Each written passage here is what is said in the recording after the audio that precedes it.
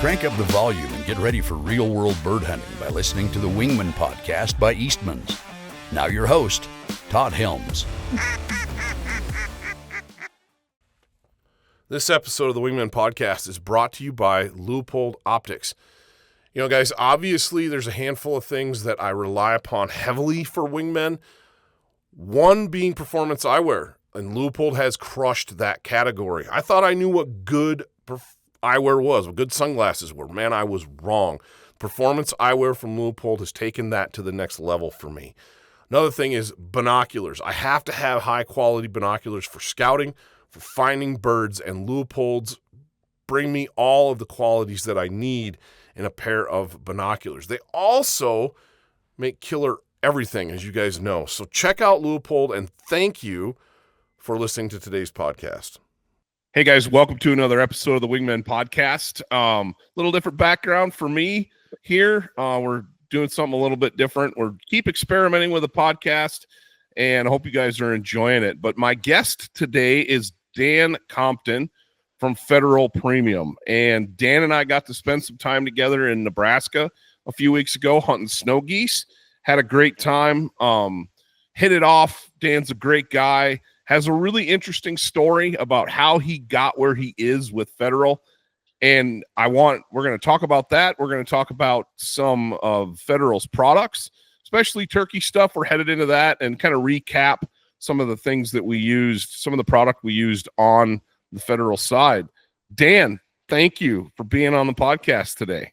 Hey, thanks for having me. Good morning. It's good. Yeah. It's good to see you again. It wasn't too long ago. I know it wasn't too long ago, but it's like when you hit it off and have as much fun as we did, anytime, it's like I just want to keep talking to folks and keep hanging out. But we all have lives in the real world too. That's true. It was. I mean, I think you look at our hunt, and you guys will, people will see that eventually. And I wouldn't call it like a banger, but just hanging out is, it's the best part of it, right? Getting to know you guys. And I think my face hurt from laughing, so much afterwards. So we had a pretty good time. Yeah. I think, it goes back to the old Fred Bear expression, a hunt measured solely on the trophies taken falls short of the goal, or, and I'm butchering that obviously, but yeah, no, I know exactly what you mean. Yeah. We had a ton of fun with you guys, and we cherish our partnership with Federal, obviously. And it was just good to get to know more of you. I've been blessed over the last couple of years to hunt with some of you guys and just hang out. And it's just a ton of fun. And yeah, the hunt was not a banger. We were that's hunting, it happens. Mm-hmm. We were kind of on that leading edge of the migration, and smart birds, all adults. And we shot a few, but we didn't tear them up by any stretch. And I kind of been seeing that across the board this spring on, if you're just looking at what's on the interwebs out there, no, I haven't seen hardly anybody just destroying them. A few guys here and there getting 100, 200 bird days, but that's been the exception, not the rule this year from what I've seen. Yeah. And we got there and Mike was like, we think Thursday, it's going to be it. Right. And yeah. And it actually kind of tapered. I mean, we saw lots, but they want nothing to really do with what we had going on, Yeah. And 2 weeks later, I worked Pheasant Fest, and on the way back up, hooked up with a couple buddies, and we hunted a pit that he had, and it was kind of the same thing. Like, boy, by the time you guys get here, it's going to be on. And should have been here last week. We took full advantage. I think in 2 days we shot 25 or so, and we took full advantage of the looks we got. Right. They had a really good setup, but it was kind of the same. It was still warm. There's full moon. They were just flying by night, and they didn't want anything to do with northern Kansas when I was there. So it's just kind of the way it is, and I think that's becoming more and more as that snow goose population continues to grow and continues to mature. I mean, yeah, you're shooting up juvies every year, but we're really not making a dent in the snow goose numbers at all. And that's bearing itself out in actual numbers of birds. But, those birds are smart. They get old, they get age on them. I remember back when Michigan instituted the early goose season to shoot their resident giant Canadas. And within, the first few weeks of that season in September were always bangers. You'd always just smoke them. But by December, when you're trying to shoot birds that have lived in the same area, you look at Rochester down there where those birds are. And those birds live in the same exact area their entire life, and they'll live 20 years or more. They're almost unkillable by the time December rolls around. They don't decoy. They're really, really hard. The guys that can consistently do it and get it done on those late season, I don't care whether it's snows, adult snows, or big, mature, giant, non-migratory Canadas, they've got the program dialed, but it's hard. It's hard. Those birds are smart. Those birds can probably around Rochester tell you what brand of call's being blown. They've heard them so many times, right? Yes, yes. Southern Michigan was the same way. Sure. By the time December rolled around, they would literally come into a field in the stratosphere, which for local birds and non-migrators, but they're way up high where they're not getting shot at, and they drop into a field and they'd land 200 yards from your spread, and then they'd walk in like turkeys. Oh, really? Yeah. If they came over to you at all, they just knew that they knew the program. They'd seen everything. But, well, Dan, give us a rundown of who you are and what you do at Federal. Yeah. Well, I'm Dan Compton. I've been at Federal for 15 and a half years. So it'll be 16 years this summer. And when I started, I was kind of an entry-level marketing guy in what we call trade marketing. So we were kind of the go-between between sales and the dealer, so this sales guys, like, I'm running a promotion, and, can you give me some hats? And, we worked with them. And then we have a co-op program where if our dealer spends so many dollars, we give them that many dollars to advertise locally. So we ran all that. And then ultimately I worked my way into what we call a merchandiser and then sales. So I was on the road in sales and covered some dirt in Minnesota and South Dakota, northern Wisconsin. And I figured I'd made it. Like, I figured I'd ride. That's really what I wanted to do. And one day the guy, Mike Holm, who's our rifle product line manager at the time, he called me and goes, "What are you thinking about doing for a career?" And I was like, "Well, I'm kind of doing it, but I'd like to do what you do someday." And he's like, "I think there's a job you should apply for." And then the next day, his boss was a guy named Rick Stokel, who retired after 38 years at Federal a couple years ago. And he called and asked me the same question. He goes, "I think there's a job you should look into." So they'd obviously had me in mind, and they interviewed a few other candidates. But then I came on, and I've been on the product team pretty much ever since. So I worked as basically an assistant product line manager. So that was for Federal, CCI, and Spear. We did all ammo at the time. So it was all rifle, shot shell, rimfire, primers, everything. And basically, we were the catalog. What's going to be new? We look at different areas. What do we need to do here? New WAD. What do we want it to do? Bring out the new products. And then we work with the engineers, and then we give them like, "Hey, here's what we're looking for. We need to do this, this, and this, and cost this." And then the engineers go. And then we work hand in hand with them along the way as they're developing the product. So we're kind of cradle to grave. We own the product roadmap. So I did that until 2017. Then I became the product line manager for all shot shell and rimfire. And then 2 years ago, almost 3, I was promoted to be the director of all our shot shell products. So then that's over the years. The company that owned Federal, Vista Outdoor, acquired a couple of the brands. So we picked up Remington. When Remington went through bankruptcy, we were able to buy the Remington facility and the Remington ammo brand, not the gun side. And then the year after that, Heavy Shot contacted, went up for sale, and we negotiated with them, and we were able to buy Heavy Shot. So I'm the director over those 3 brands for the shot shell product. And then now recently that just changed. So I have the rimfire and primer lines as well. So I got a team of guys underneath me who live those brands, so I've got, it's my job to look at all of that. It's kind of like you go to the market with all these different brands. How do you do that? And then maintain, Remington means something to people, and Federal means something to people, and Heavy Shot means something to people, and maintain that brand while we kind of go at it together. So that's kind of my goal. We're kind of we own the catalog. And then a big part of what I do is work with our supply team, our production team. We're kind of involved with every element of our operation. And really our goal is to hit the season, to make sure that we got enough steel on the shelf in time for waterfowl season, enough slugs in the shelf, and pick whatever lane. We've got a big focus on that. And we changed our structure a couple of years ago, which really helped our teams get a little more input into that. And it's really starting to pay off. So that's phenomenal. You're obviously doing it right, doing something right, because just an example, yesterday I took a little took a couple hours off in the afternoon. I was at a spot with my responsibilities for Eastmans as the editor, where I'm kind of between magazines at the moment. And I was like, yeah, there's always something you can do, right? Like I could always blogs or this or that, but it was kind of like, I need a couple hours to go decompress. And so the weather was gorgeous here. And so I grabbed a fly rod and I went down to one of the local rivers and just sat on the bank. I caught a few fish. I didn't fish real hard. I was just looking for rising trout, and I caught a few. But as I was walking out, it's a public access spot, and I walk up and I could see where some guys had put together a makeshift duck blind on the riverbank. And unfortunately, they didn't pick up after themselves, and there were empty shotgun hulls all over the place. I didn't have a bag. I didn't have anything to put it in, but I have plans to take my kids down there this weekend, and we're going to go clean up after those guys. But that's a plug for when you're hunting. Pick up after yourself. Yep. Pick up as many shots. Yeah, pick up your hulls, pick up your wads, as much as you can find, right? But the interesting thing, and the reason I wanted to say you're doing a great job, is I would say 90% of those hulls were federal. Oh, nice. They were nice. speed. It was a lot of speed shock. Yeah, we saw a lot of speed shock. Yep.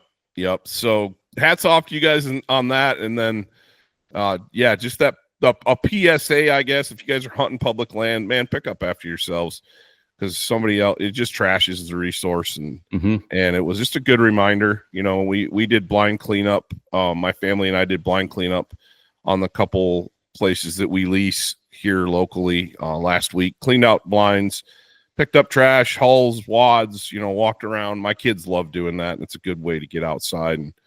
And at the end of the season, if you're hunting the same spot a lot, you're getting a pretty good conglomeration of hulls. And a lot of times there's snow on the ground. You don't find them all. They disappear. And so we always go out when the snow is gone and we clean everything up. Clean everything up. And anyway, but your story on how you got to where you are with federal is really interesting. I mean, obviously you just covered how you've moved up through the ranks in the company, but your story about how you even got to federal is really interesting. And I think I'd like you to tell it if you don't mind, because I think it's a good story for people listening to this that may be stuck in a career or wondering, man, I want to do something different. I want to do something else, because it's a story of vision and being open to new possibilities and relationships. Yeah, for sure. So I went to school in northern Minnesota, Bemidji State. It's kind of one of those cool places, very north, very cold. Oh, yeah. We were talking about a little bit over there. If you've never been there in Bemidji, there's actually in the winter, you can pretty much live indoors or underground the whole time, just like a dwarf if you want. And there's about 100-yard stretch where you have to walk outside. Other than that, we got tunnels everywhere. So my first, and just side note, that's when I really started. I'd always been an outdoors guy. I grew up, my dad had a fishing lodge. I spent all my summers up there doing that. I was a fishing guide. I'd ice fished a little, but at Bemidji State, just from sheer cabin fever, I started ice fishing, and my whole world changed. Like I was just more positive. It was just better. Like I just felt so cramped up. So I'd always have a love for fishing growing up and doing it. I left Bemidji State before I finished my degree, went and did an internship and ended up working for my father-in-law at a construction company right after I got married. And then I got into real estate and I was selling houses kind of towards the end, like right before everything was going pretty solid. And then everything started to slow down. And they had just built a Sportsman's Warehouse retail store in Coon Rapids, Minnesota. And it was, I was mainly selling new construction, sitting in models on weekends and then listing other houses during the week. So I took a part-time job there because I wanted a discount.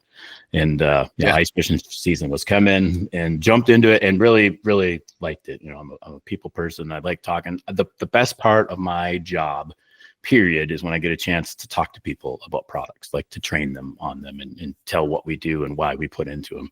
And that's kind of been about everything. I get a topic, I get on it, I want to learn everything I can about it. And then I'm not afraid to talk about it. So I did retail for a while, and then the housing market started to slow down in that late 2000s or 2010s. And I got offered more of a full-time position. And so then I became the receiving manager there.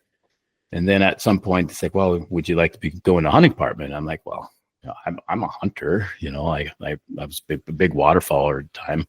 I'm like, but I don't know a lot about guns, I have, and they're like, oh, you can learn all that. I'm like, I have my hunting rifle, I got my shotguns, I had a couple of handguns. So I dove into that, became the hunting manager and did that for a few years. And I really liked that too. I had a great group of guys working there, but after a few years, I remember we were having some kind of like big buck contest, or we had a bunch of reps were in there though. And I remember looking over, and there was like, seeing the factory reps working the optics counter, and the loophole guy was there, and I'm like, I kind of want to do that. Like, how do you do that?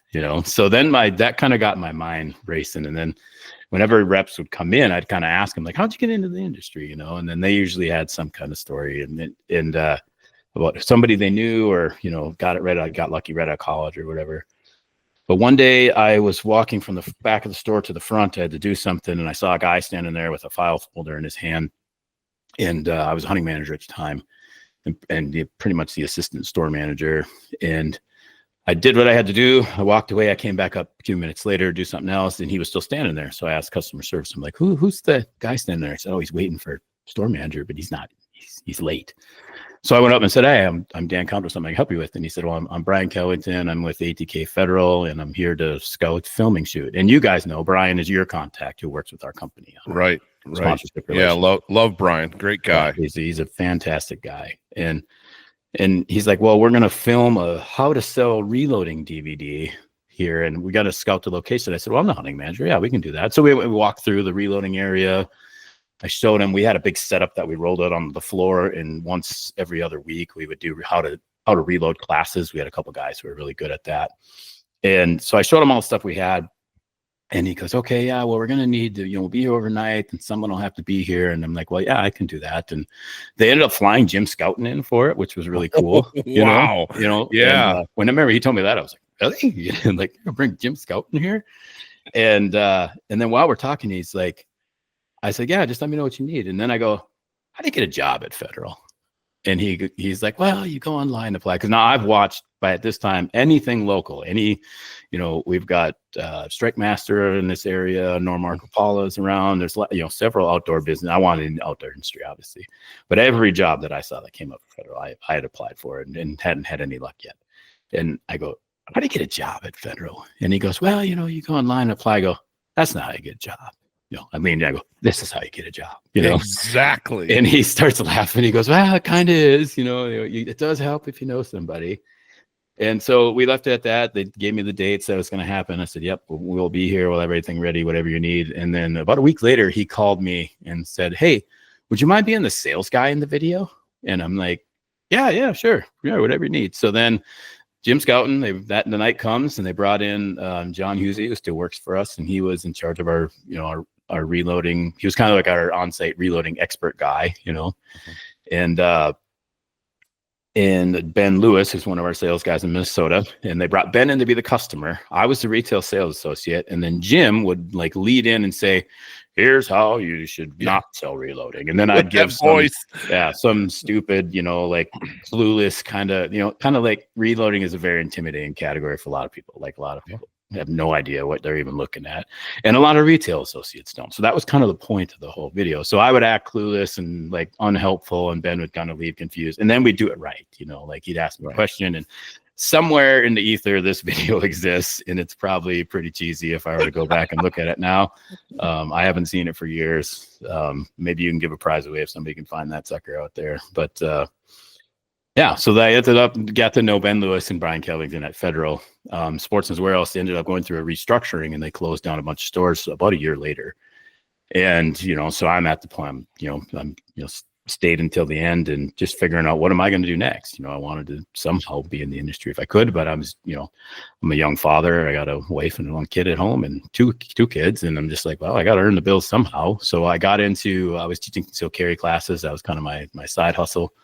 But I was looking at anything, and I'd applied for another job that I saw come up at Federal.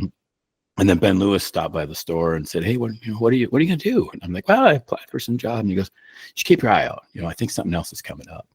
And then I saw another job had post for that, which was that intro position I mentioned, working for our dealer services trade marketing team. And Brian reached out to me and said, hey, if you want to use me as a reference, please do, and so that helped me get the interview. And then after that, then it's on me, right? Then I got to do it. But ultimately I got the interview, and Bart Biedinger, who still works for us today, hired me, and it changed my life. I mean, it was a huge blessing to get there, to work with such a great team for all these years, to do something I love. I've learned more about guns and ammo than I ever dreamed. And I bet. If I was in high school and 17, 18, and you told me I'd be doing what I'm doing now at 48, I would have probably laughed at you and said, no, that's not going to happen. But yeah, so anytime I tell the story, I always say, I took the time to notice the guy standing there, at work. And then the second rule of sales, you never get to sale if you don't ask. So you just got to ask, like, what do I got to do to get a job? And ultimately that's how it worked out. So you told that story, at Goose Camp in Nebraska, and I was just like listening to everything you said and thinking, this needs, obviously we had lots of plans at Goose Camp. Yeah. Yeah. And things just did their own thing. God has a way of just working things out. And so this is how we're telling this story. But I remember listening to you tell that, and I remember thinking, man, people need to hear that, because it's just that being personable, being willing to create relationships and talk to people. And like you said, don't be afraid to ask. There's so many people that are afraid to ask, whether to ask permission or ask permission to hunt, or ask, how do I get a job at Federal? And like you said, this is how you get a job. It's the face-to-face stuff. And just being willing to put yourself out there and take that leap and take that risk. If you're willing to do those things, man, it seems like a lot of stuff in life works out for you if you're willing to just go get it and be aggressive. And I appreciate you sharing that. It's just such a neat story, because I've had enough time now to spend time with several of you guys at Federal and just enjoy how much just commonality that we have. It's like every time I go and do something with the guys from Federal, whether it's been Brian, whether it's been Jesse Whiteside or yourself or Jake Edson or Eric Miller, every single one of you guys is just, I come back and I'm like, man, just good dudes. That must be a great place to work. It is. And you can tell for a while, and this kind of goes back, he's at Smith & Wesson now, but Kyle Tengwall was our VP of marketing for many years.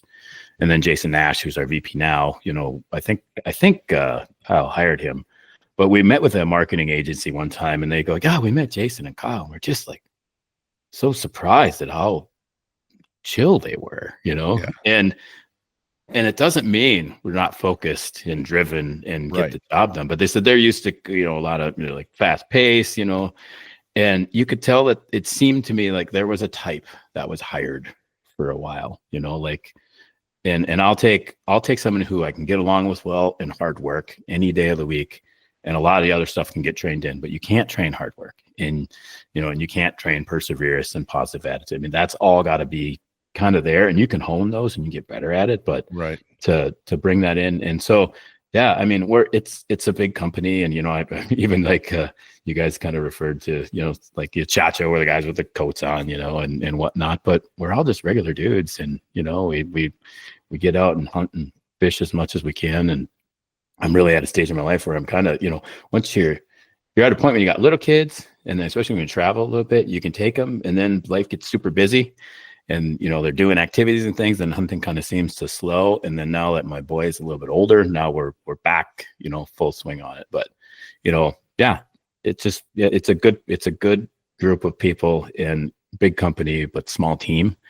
And going back to like trying for the job, if you're trying to get in the outdoor industry, a lot of companies are running fairly lean, and they're trying to, right? 'Cause we're trying to be competitive. We're doing everything we can, and you're probably going to fail, but just keep trying. And if it's not meant to be, it's not meant to be, but you'll never know if you didn't ask, you didn't go for it, didn't try to get the foot in the door. And I think that's applicable whether you're talking about the outdoor industry like you and I are blessed to work in, or, you know, you want to move up the ladder at your, as an electrician or a plumber or car sales or whatever it might be, you know, just keep grinding at it, keep working at it. And man, if it's meant to be, it's going to work out, you know, but so much of that is your attitude and your try. You know, you got a lot of young people listening to this podcast that are, you know, that are scrambling. In the last few years have been tough for a lot of folks, and just keep your head down, keep powering through, and you'll get there, you know. And I don't know, I appreciate you sharing that. That was something that it struck me. And I thought, yeah, when I have the opportunity to have Dan on, we definitely got to talk about that, because we can sit and talk about hunting and ammunition, which we're going to, which is, it's important. It's our passion. It's what we love to do, but there's a personal side to all of us as well. And I think a little bit of insight into that stuff it's helpful when folks are listening to stuff like this. It just kind of resonates. So yeah, for sure. I appreciate that. But I saw your video the other day. You know, we had chatted a little bit about, what Federal has coming down the pipe. I shouldn't say pipe, coming down the pike. I believe that's correct. Yeah, probably. Way to say that. I wouldn't have called you on it. So. Yeah. But I saw you did a little social media video at Pheasant Fest, kind of highlighting some things that are coming. For folks that didn't see that, man, give us a rundown. Federal's constantly innovating and constantly working to bring out new product that isn't just new for the sake of being new. It works. There's a lot of design and a lot of thinking and a lot of process that goes into all the products you guys put together. Yeah. And a little behind the scenes on the social video. That video was actually filmed twice. I did it the first time, and the next day the gal from the Flush came back and she goes, can we do the video again? Because your fly was down. And I was like, and then I just looked her dead in the eyes and I go, let her roll. And she goes, oh, no. We took it down. And she goes, somebody noticed. And then some people at work actually said, did you notice your fly? And I was like, I had no idea. So we did it again, but I felt the second time was probably better. So, well, it was a great video, and I didn't, that's funny. There's always those stories, you know, that go into that, but yeah, it's, oh man, that's hilarious. For this year, so when we're looking at stuff, you know, we break it into groups. So, you know, what's waterfowl need? What does upland need? What's big game need? We got a fair amount of upland stuff this year. We did a bismuth blend. So it's a 70-30 mix of steel and bismuth. And if you can, you know, you can shoot steel and it's going to work great. And it seems like, and this might be the way birds fly. I've done plenty of hunting with steel and pheasants over the years. But especially as they get out there, it does feel like you're leaving a little bit on the table. And I think it's because they're flying away from you, right? You know, you're hitting them in the back. And so bismuth is a great alternative. And, you know, it's denser than steel. You're going to get a little more energy out of it and so on. But there's a higher price tag to it. So we looked at, you know, can we blend those a little bit? So we did 70 steel, 30% bismuth, try to get the price point down, but give you a little bit more performance. And then by doing that, there's a one shot size gap. So your number steel is 3 and your bismuth is 4. Those have going the same speed, have about the same energy because there's more mass to the bismuth, and then it ups your pellet count a little bit. So we're pretty excited about that, especially in South Dakota where, you know, all public land is lead-free, non-toxic. So good reception there for that. And then one kind of cool thing that we brought back is we've been loading paper shotgun shells since our inception. You know, 1922 was when Federal cartridge became Federal cartridge. And the owner before that, he was selling BBs and he needed a container to sell the BBs in. And it was he found this company who was making these paper tubes in Minnesota. And so he bought the company, and then the tubes were the same that could make shotgun shells, you know. And so that's how Federal was born. So we made paper shells. Well, in 1966, the plastic cartridge was invented, and there's a lot of performance benefits, and rightly so. Paper, you know, gets wet, it swells up. It's a chance, you know, to degrade your shell, may not fit in your gun, and so on. So plastic was a big improvement, and wad systems got way better. So patterns got better, lethality got better, everything got better. And so over the next few years, you really saw that the hunting loads, especially, everything with plastic and paper kind of faded away.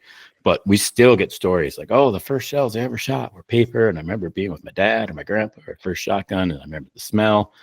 And we've maintained our target load lineup in the premium target lineup forever, but we're bringing back 1.25 ounce copper plated 12 gauge paper hunting loads in 4s, 5s, and 6s. And then we are going to load 20 gauge, or we are loading 20 gauge in the next couple of weeks, which would be the first time that we went back. The last time I could find that in the catalog was 1969. So it's been nearly 50 years since we've made a 20 gauge paper, and they're just about to roll off the line. So wow, that's kind of cool for the nostalgia. And if you shoot Federal Premium now, like a copper plated, it'll probably be about $1 more a box. Those holes are, it's probably the slowest, most antiquated. Some of the machinery we make paper on is the same machinery they were making on it in the 1930s. So yeah. It's cool, and there's a lot of craftsmanship that goes into that. It's definitely an art, and we're pretty proud of it. So yeah, I'm really excited about that one.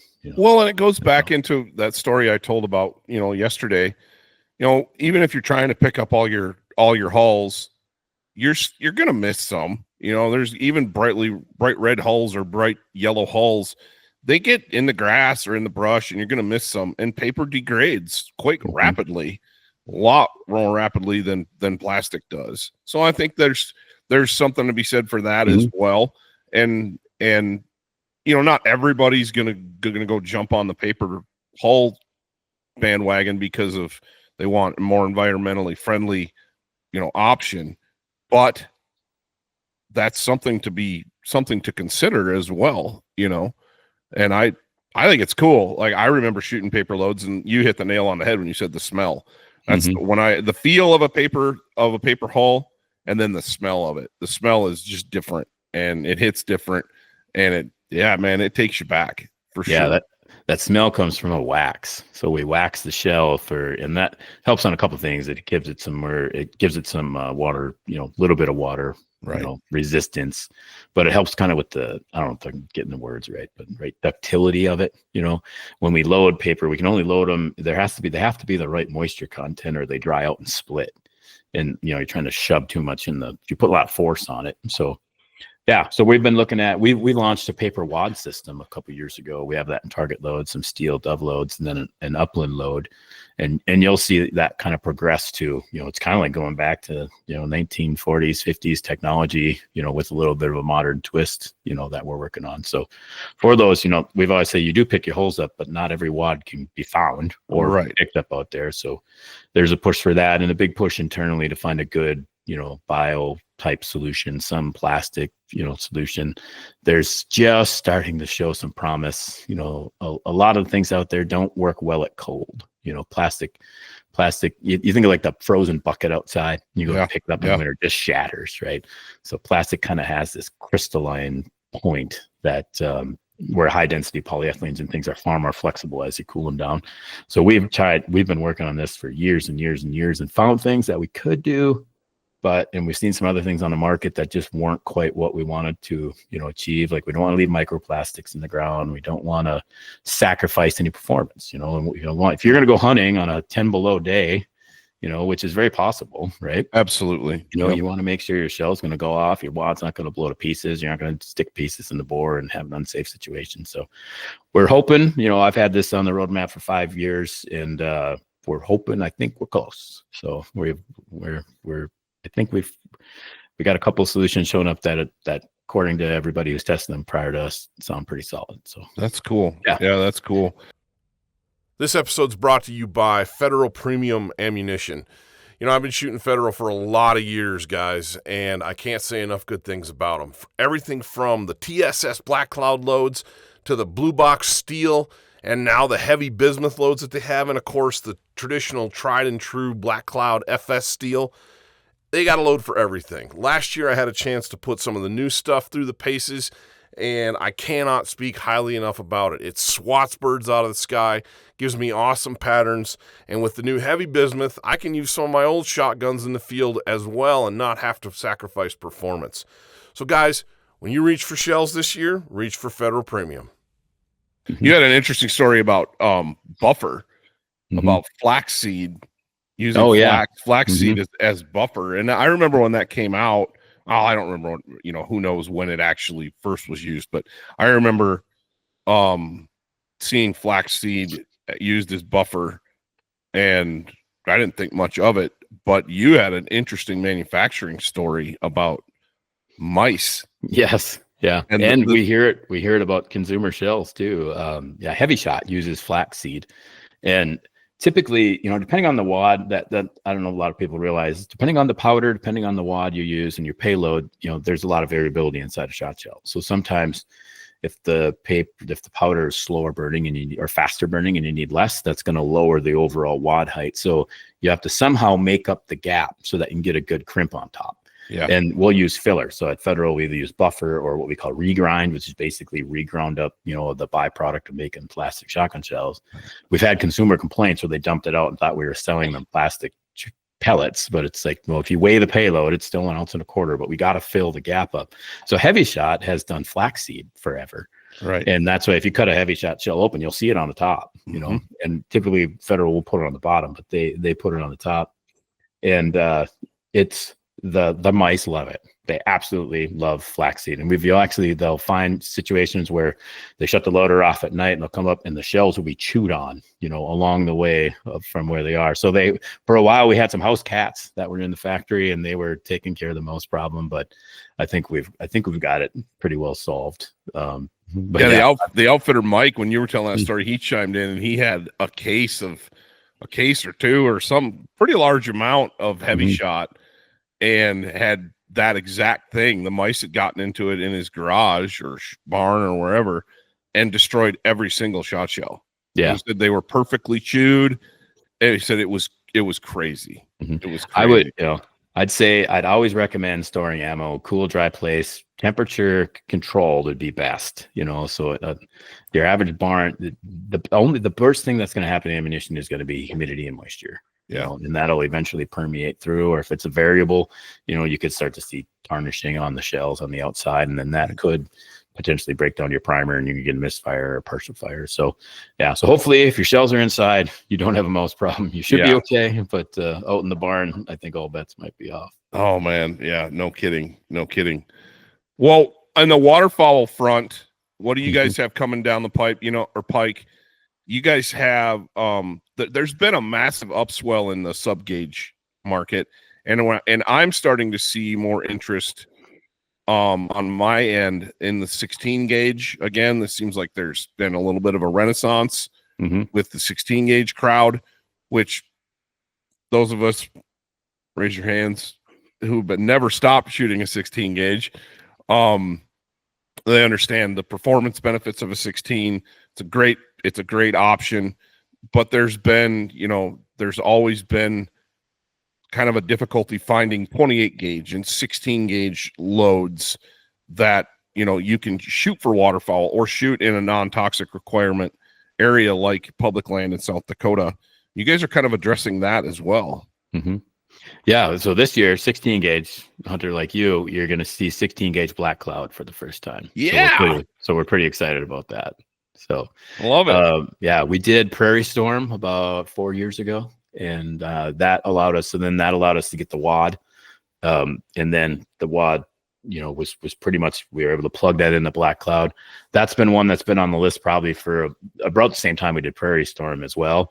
But just, we were so busy with the way ammunition was. A lot of these, kind of side projects had to wait until we could slow down and fit them into the schedule. So I'd say, like, from a production standpoint, if you're a 28 gauge shooter or a 16 gauge shooter, like you said, it's kind of a renaissance in terms of people attracted to it, but we are more poised to fill than we ever have been before. And I think you're finding better offerings out there with, especially the 3-inch 28 gauge and black cloud.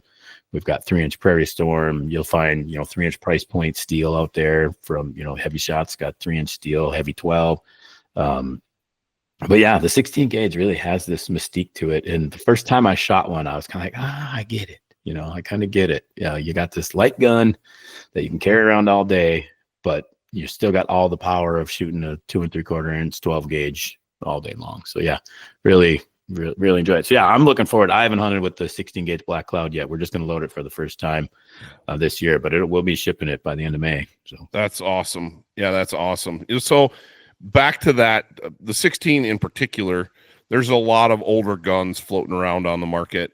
You think about your grandpa's or your great grandpa's for younger guys, maybe it's a L.C. Smith 16 gauge built in the 1930s or previous, or it's, something older that you might not want to shoot Prairie Storm through something like that. I mean, Prairie Storm is a high performance modern shot shell, and it's wicked on birds, wicked. But that wickedness on the killing end comes at a cost for some of those older guns. There's more and more manufacturers all the time building modern 16 gauges that can obviously take those modern pressures and eat them up, no problem. But if you were looking at a 16 gauge load to shoot out of older stuff, an old double barrel or something like that, what would you recommend that Federal would have? And let's look at upland birds. Let's look at like pheasant hunting.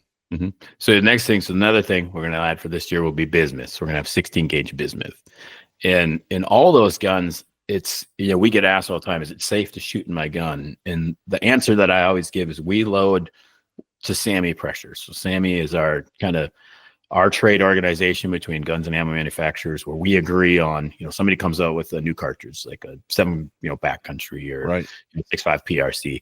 So, they set that up and say, here's the pressure max, here's what a chamber should look like.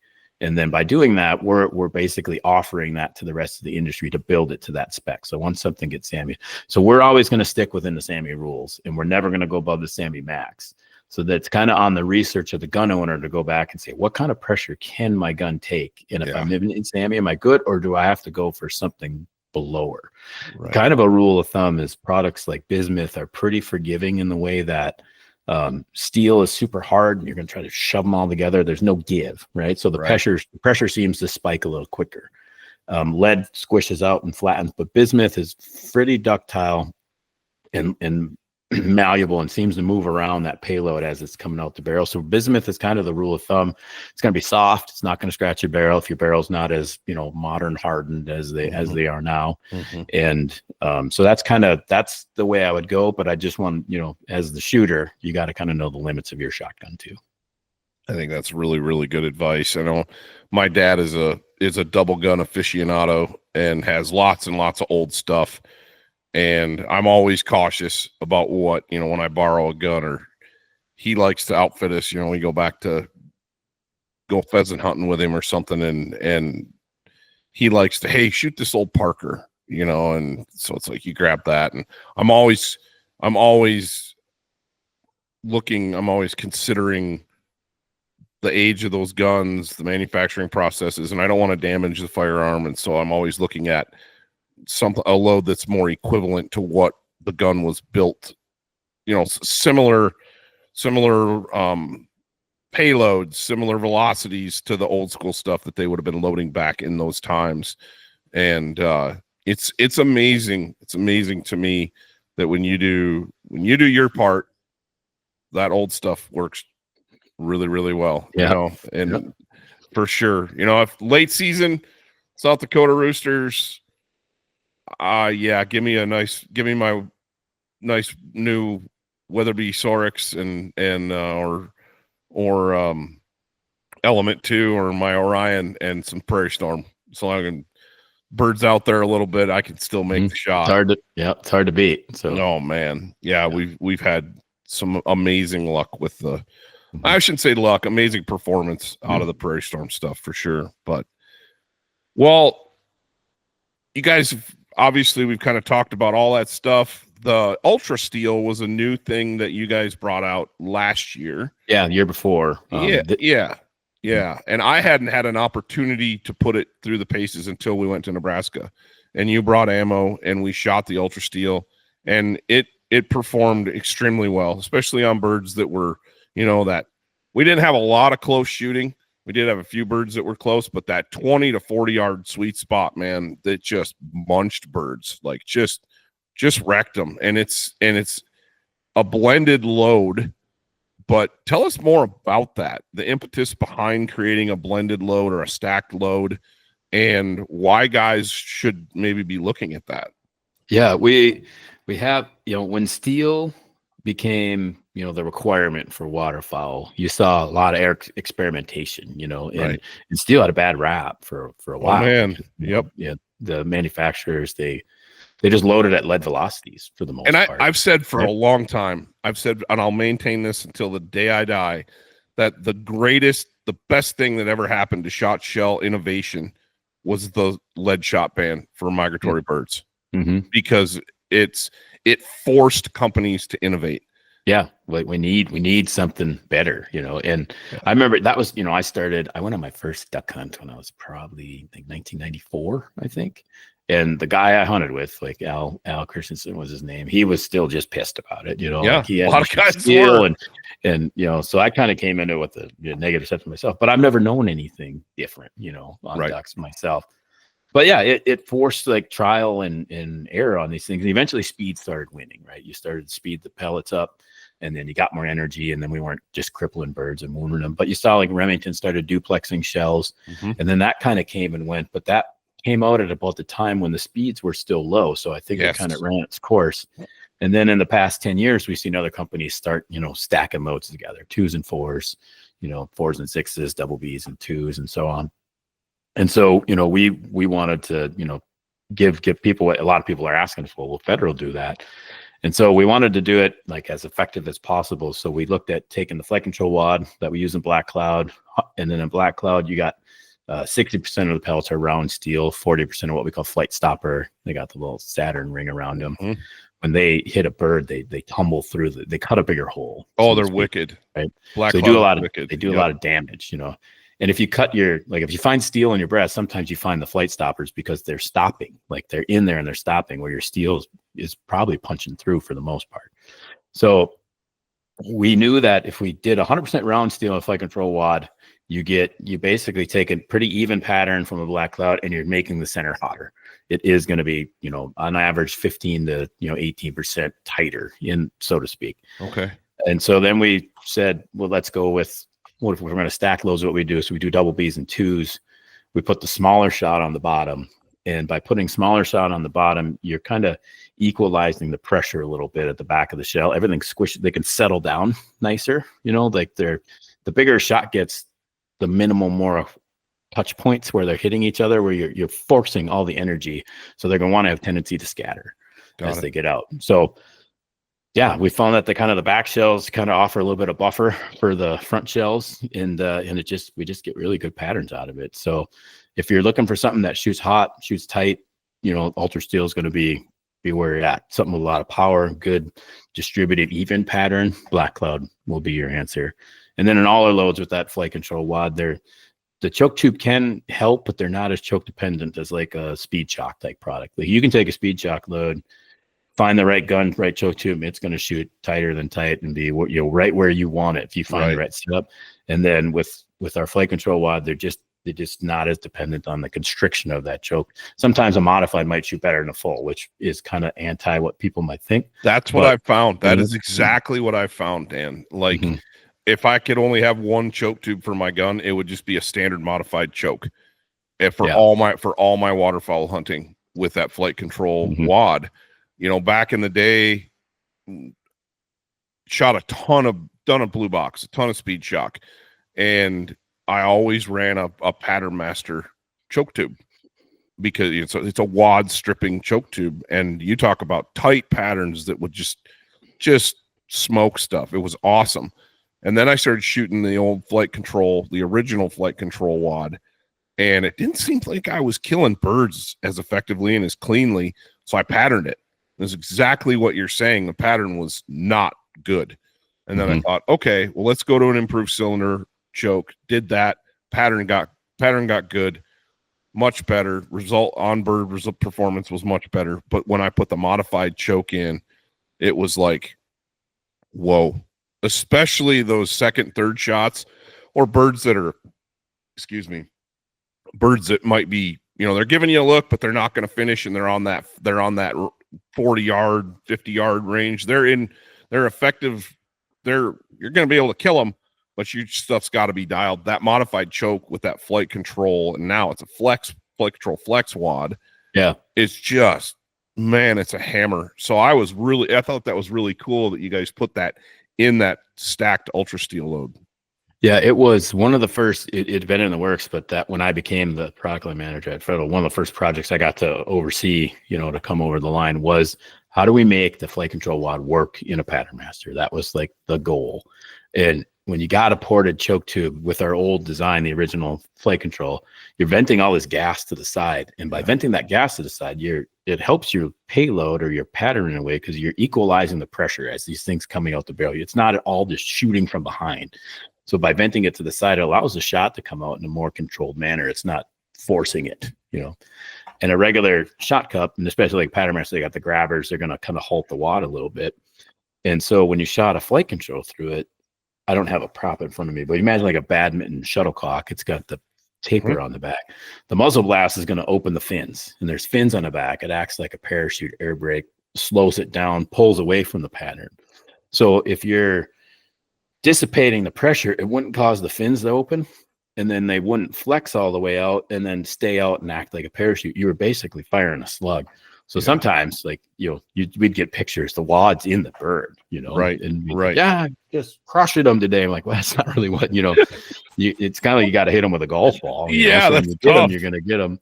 So we specifically, when we made the flex wad, designed the choke to shoot out of a pattern master tube. That was the biggest choke tube we were hearing about. But we tested kicks, high flyers, and everything we could find of, and then so it's going to work well out of any choke system now. I've shot a lot of Rob Roberts over the years. Works great. The Muller choke tubes that work good. I'm not sure if you guys are affiliated with one, but we're not. We've got good relationships with all of them. But so that was like kind of an innovation that we can shoot through anything. So now we've kind of broadcasted. But that message, it's been over almost 9 years since we've done that, and I still get asked, "Well, can I shoot a pattern master? I can't shoot your product." And the answer is you definitely can, and you'll see some pretty decent results now. Yeah. So. Yeah. And I stuck with the pattern master for a while after that flight control flex wad. You guys debuted that, man. It's been several years now. Yeah, and I noticed it. I noticed exactly what you're saying. It was like, okay, I'm back to hitting birds and killing them cleanly instead of, missing or crippling birds it was a definite advancement for sure. But yeah. So turkey hunting. We've got turkey hunts on the horizon. Some places guys are hunting them already in Florida and Osceolas, but man, my gold standard is that Federal Premium heavyweight turkey TSS, heavyweight TSS turkey load, 3-inch 9s in a 12 gauge. Mm-hmm. I played with some of your other stuff and it all works. I remember I shot when I went to Iowa several years ago, I took my wife and at that time, Iowa, the smallest shot size you could use was a 7.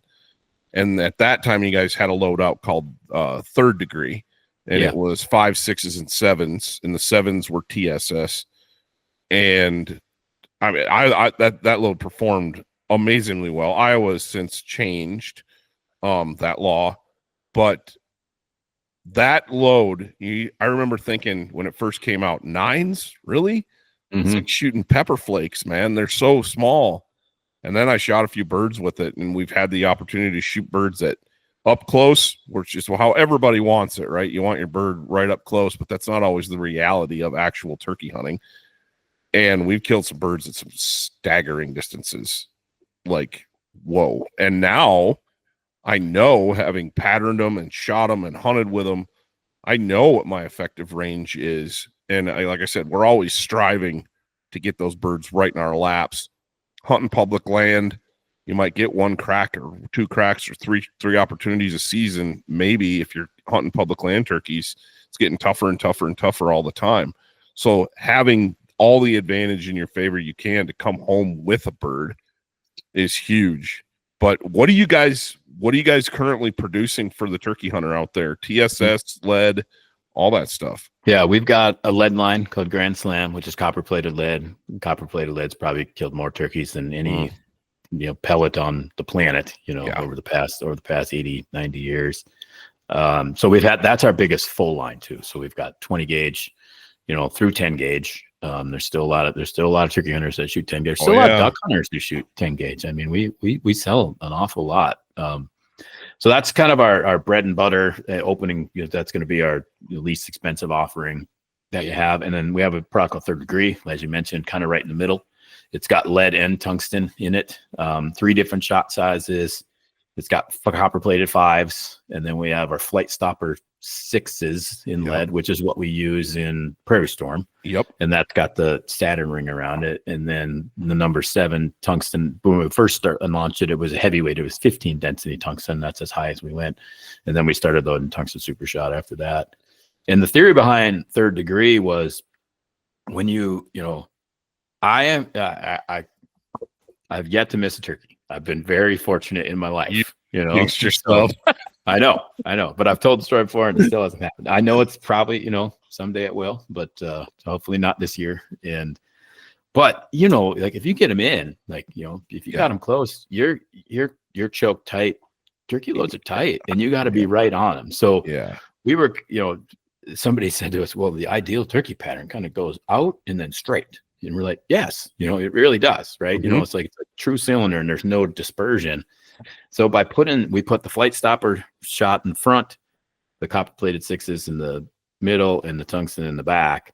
And then the theory was that it does open up quicker at 15 to 20 yards, but you still got a dense enough pattern to kill a bird at 40. So that's kind of where Third Degree lives. If you're going to pattern test it against a number 9 TSS load, it's going to look like lead or fairly mediocre compared to that because the pellet count is triple.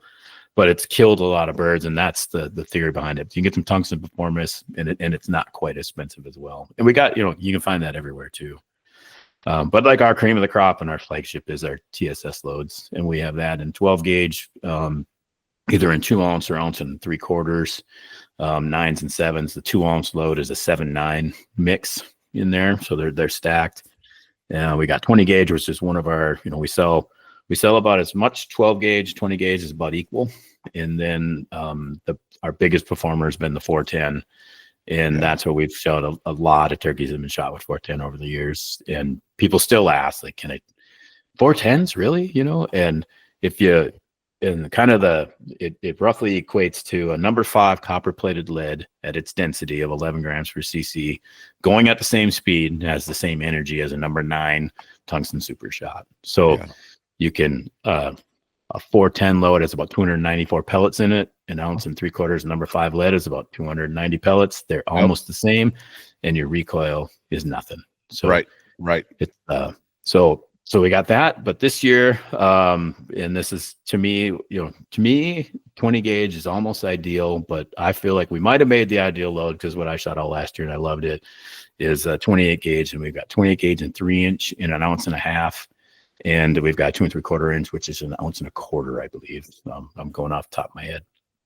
That could be an ounce and eighth, but so we're going to have one of a little bit lower recoil version on the lighter payload, but that ounce and a half matches what we do on 20 gauge today.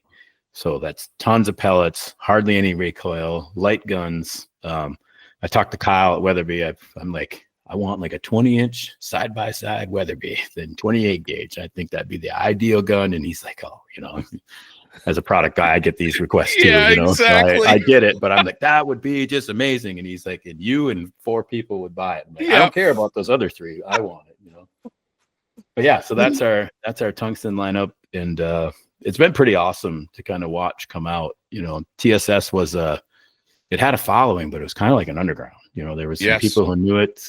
Guys like Jason Hart, he was hand loading for people. Mm-hmm. And I remember telling him what we were thinking about, he at Turkey Show. And when the year he came out, he was like, thank God you guys are doing this and I can stop loading shells for people, So, and then he said, good job. And I took that as quite the blessing that, for what we'd done. We weren't the first to do it, but we were the first to kind of get mass exposure. Yeah. Well, and I see it. I see a lot of guys shooting the Grand Slam, like you said, but overwhelmingly, you go someplace and if you find a hull on the ground during turkey season, it's almost always a Federal Premium Heavyweight TSS hull, almost always. Mm-hmm. And you guys got that spur tape on the side. That's cool. But the 410 thing is interesting. I was a doubter for a lot of years.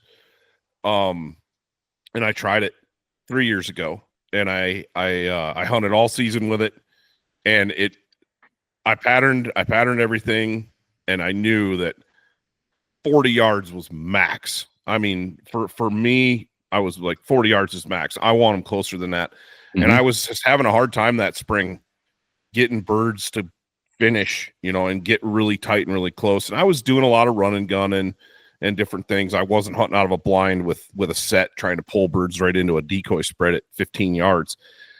And so it was tough. It was kind of humbling. And I took a bird in Montana that year, right at the end of my last day to hunt. And I was like, I'm grabbing the 12. And I grabbed the 12 and went out and smoked him at like 25 yards. Yeah. I'm like, of course. Sure. But killed a bird with my 2 daughters in the blind at the end of the Wyoming season. And it was close. I think it was 10 yards or something like that. Just smoked him. It was perfect. And then so last year, my oldest daughter was 8. She was turning 9. She's like, Dad, I really want to try to shoot a turkey. And that's legal in Wyoming as long as I have them enrolled in the hunter mentor program. So I did.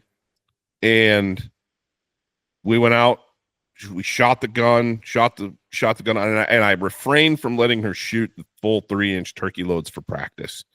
Because I was like, nope, here's some 2.5-inch top guns.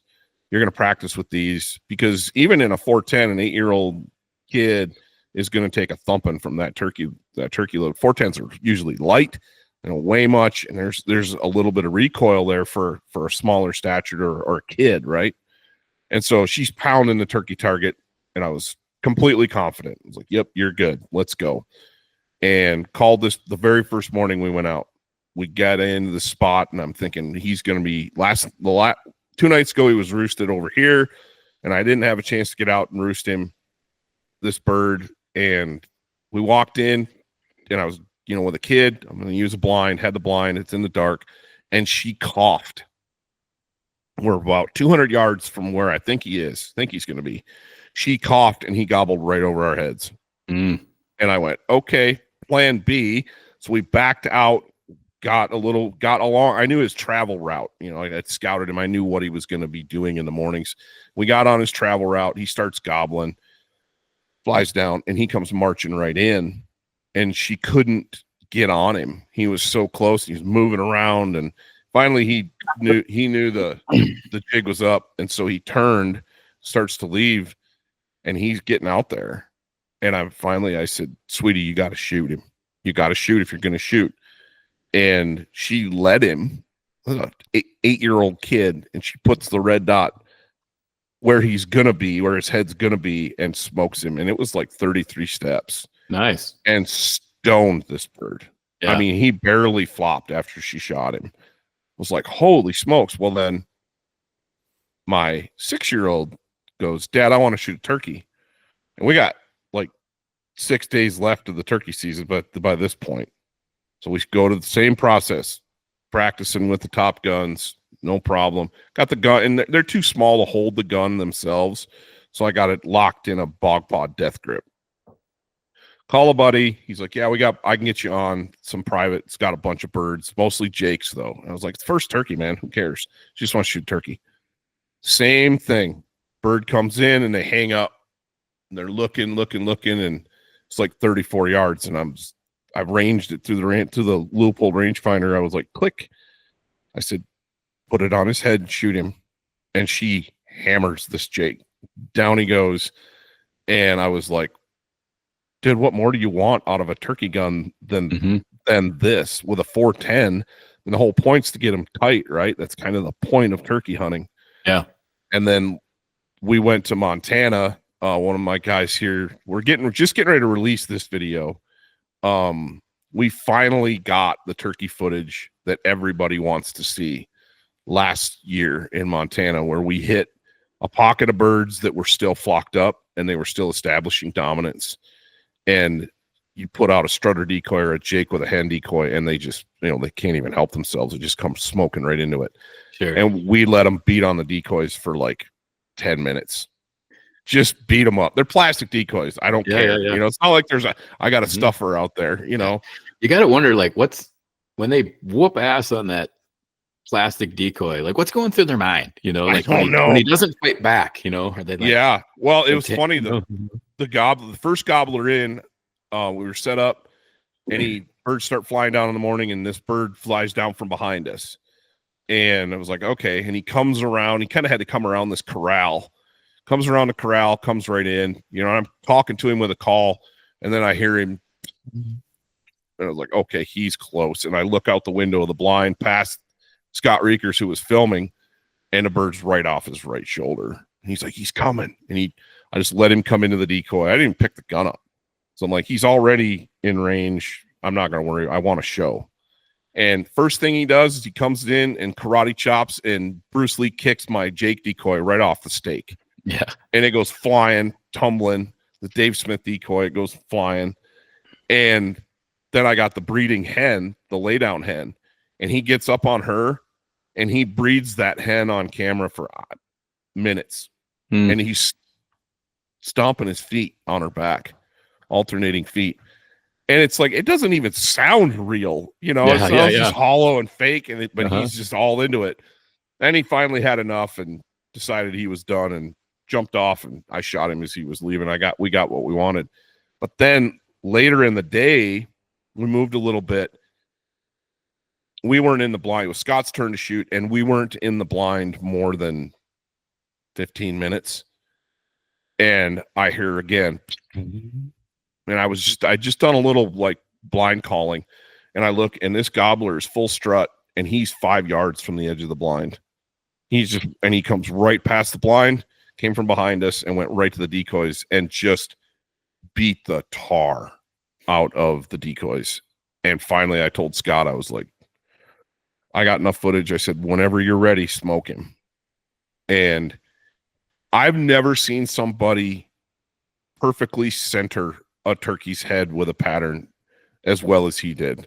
Yeah. I mean, it's just red mist on camera. He just decapitates this bird. Awesome. So then got another guy in camp. I said, man, we didn't even move the blind. I'm like, come and jump in and get another one.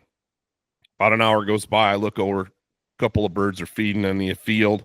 I call to them a few times and finally get them fired up, interested, and then they just come on a string, and there's 3 of them. And same program. They just whoop this decoy. They're taking turns just launching off of it, and it's amazing footage. It's the footage we've been trying to capture on camera for 7 years, and we finally, everything cooperated. Of course, mostly what we do out here too is we're hunting public land, and so we're hunting birds that are pretty wise. And I think back a couple of years ago to a bird I killed in Montana that it took me 2 hours to call this bird in. He gobbled once in 2 hours. Oh, wow. And I thought, he knows I'm here. I'm just going to call like a hen hanging out in this area. I watched a video yesterday with Preston Pittman on it, and he was talking about varying your calling, not doing the same thing. Sound like a hen that's kind of like moving around and be realistic. And I got to the point where I was like, we don't have anything else to do. We finally found a bird that we can hunt on public ground. I'm going to stick with him. And 2 hours later, he just popped up. His head just popped up from behind this berm, and he's 20 yards. And of course, kind of ready, but not. I don't have the gun up or anything, you know. Yeah. Camera's not on. And I told Dan Picard, who was filming, I said, he's right here. And we have these giant cottonwoods out here that are just enormous. And he turned and went behind the cottonwood. And I thought, well, he's either going to poke his head out the other side or he's going to turn and walk straight away from me, and I'm not going to kill this bird. And he snuck out the other side. Dan was on him. I was like, you on him? He's like, yup. And it happened fast. But it was 2 hours. You know, I would say, yeah, you're not going to get that bird to come in and beat on a decoy. A lot of that stuff, you know, that's the ideal. That's what we always want. I've had one bird on public land in the last 8 years that committed to a Jake decoy, a breeding pair, a semi-strut Jake with a laydown hen, that on public ground, he came in, there was birds all around, and he came in pretty hot. And that bird, if you watch it, it's Turkey 101 is the video on our YouTube, on the Wingmen YouTube channel. I wasn't as patient as I should have been. He got in and I shot him. Yeah. But I think if I would have waited, he probably would have put the taken that decoy to the woodshed, you know. But it was like public land. Finally got a bird to work in. I'm going to kill him. And he came in perfect, 15 yards. It was ideal. But one bird out of all the birds that we've taken on public land. So that expectation, we all have that vision in our head, right? The reality of it is turkey hunting is getting harder. There's fewer birds for the most part, and public land's getting hunted harder and harder and harder. So these birds are smart. You need to take the shot opportunities you get without being reckless. You don't want to be spraying shot down through the woods at 90 yards. But if you get a bird that's in your wheelhouse inside of 40, and I would, with TSS, I'm very comfortable with 50 and 60. Very comfortable. But I've worked the gun and the load. I know what it's going to do at that range, and I'm comfortable with that. Obviously, if they're coming, I don't talk, I don't call, I just let them come. But you get those birds that hang up out there, and it's like, this may be your opportunity for the season in a lot of places where you get one turkey tag. This is your chance. So to have that federal premium 3-inch TSS load in the gun, knowing I could kill that bird easily at that range. I know it's going to do it. That's such an equalizer, because we work so hard for the opportunities that we get each spring. Guys, busy lives, everybody's working, we get limited time for the most part to hunt. And knowing that your gear, that your equipment, your shot shells can do the job when you do yours, just takes it. It just takes the, I don't know. It's a comfort factor for me knowing that I've got the right stuff, the best stuff that I can buy, that I can use. And guys are like, well, TSS is expensive. It's like, yeah, 5 turkey loads, however they're packaged, that you guys package them, they're not cheap. But the way I look at it is, that's 5 turkeys. I'm going to spend that money on that, and that's probably going to last me 5 turkeys. Yeah. In a lot of cases, 5 years. Shoot one to pattern your gun to make sure, yep, it's good. And then you got 4 more rounds. And I'm still running on the same box of TSS from 3 years ago. I think I got 1 left. You said it well. Like it's an insurance policy. You at 40 yards, you can kill a gobbler all day long with lead. But if you go from 5s to 9s, your pattern's going to be about triple, right? So it's just you're getting that many more potential hits on them, and that's the beauty of it. So I was just going to say kudos for hanging for 2 hours. Actually, you didn't hear a gobble. I mean, I blew it twice on public land, Minnesota last year.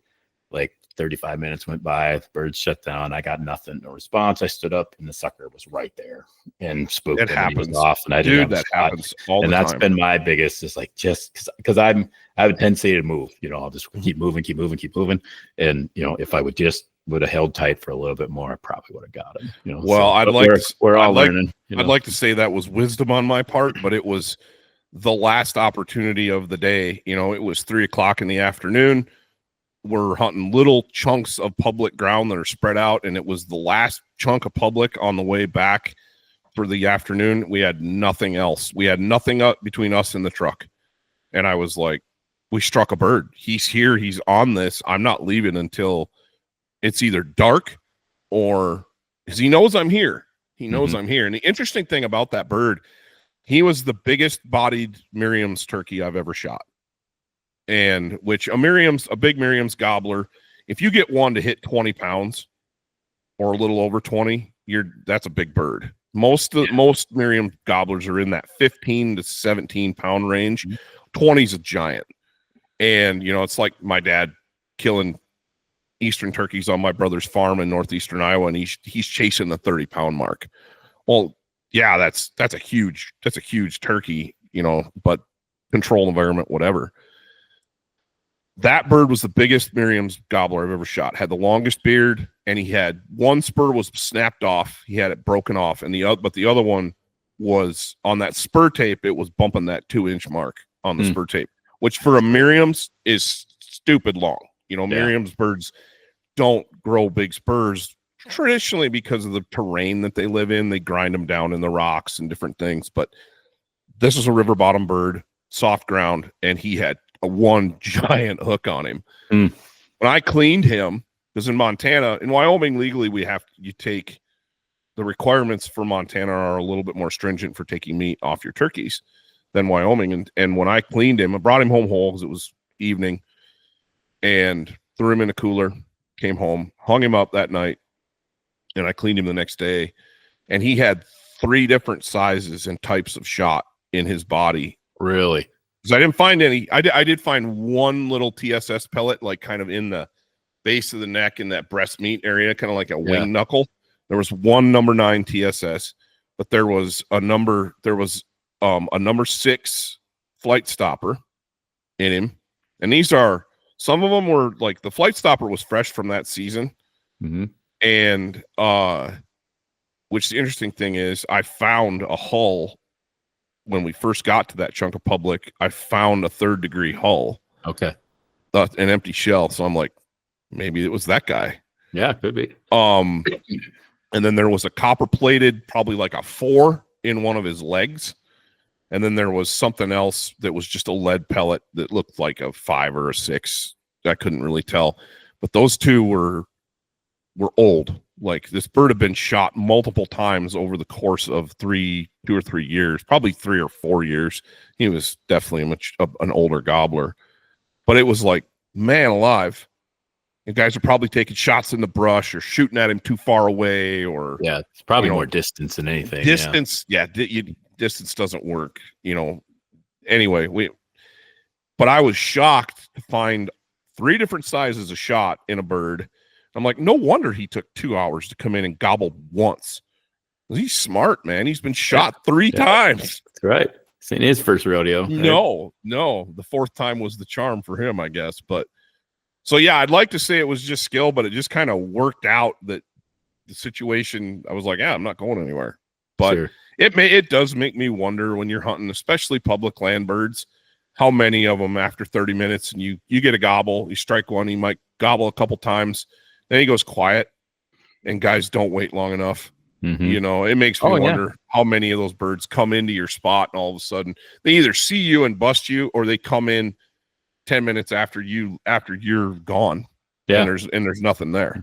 They like they say in those old guys like Preston, they'll say he knows exactly where you are, right? Yes. And one of my mentors who took me on, like, I tried to figure out turkey hunting myself, but the first person who took me out and kind of showed me what I should be doing, and he told me, he's like, if we were to dig a hole in the ground and you were down there below head level and you do a hen yelp at sunup about 10 o'clock in the morning, by 10 o'clock, that gobbler is going to come over and look down at you down in that hole. Like, he knows exactly where that came from. So yes, I've always tried to remember that. I just got to worry about sitting longer. It's paid off for me before. I know it's hard. Yeah.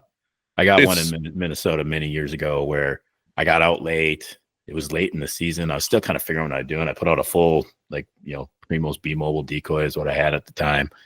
And I forgot a hand, and, I was ultimately leaning against a tree. I didn't hear a gobble all morning. I was playing solitaire on my phone, and it was about 10:30. All of a sudden I hear, and he come around the corner. He strutted right up and pecked at my decoy. And I said I went, I'll be darned. And boom, and I shot him, I couldn't even believe it, So I know that the weight game can work.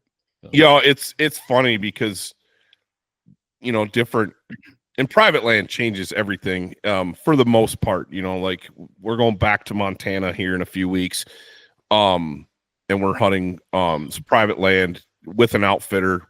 It's not guided. It's not a guided hunt. They offer that with JD Stencilin with Circle S Outfitters. I made a post yesterday actually about it. Dude has probably the best turkey hunting that out of any place in the West that I've ever seen. It's amazing. Tons and tons of birds, and it's just incredible hunting. So if you're looking for a Montana turkey hunt, look at Circle S Outfitters.